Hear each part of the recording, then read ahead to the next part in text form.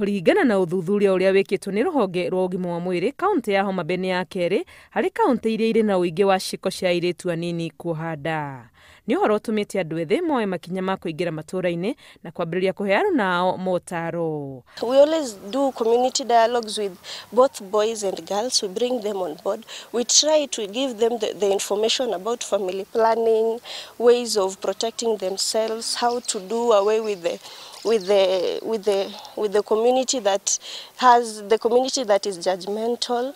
We sit down with them, we get the challenges that they go through. Early this year, in around February, we've been engaging the males, especially the boda riders, and even the other older and younger men in the society, in the community at Kochia, to be able to find out some of the main reasons and how we can be able to mitigate these teenage pregnancies.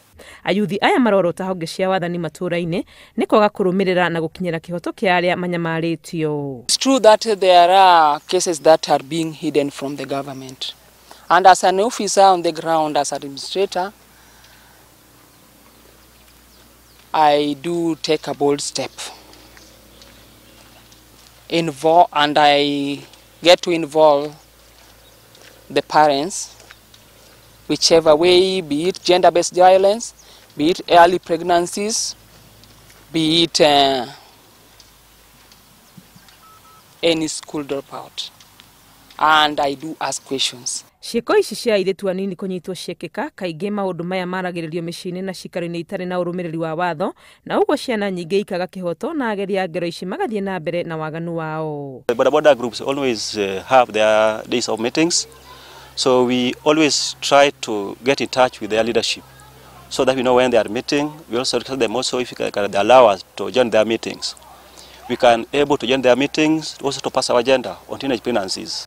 Ayuthi aya marehoka atĩ mĩhang'o yao nĩ ĩkũgĩa na matunda, makĩũria thirikari ya kaunti kũmanyitĩrĩra gũtwarithia kambĩini ĩno. Ngĩribotera Inooro TV, rĩtwa rĩakwa nĩ Wangui wa Mwangi.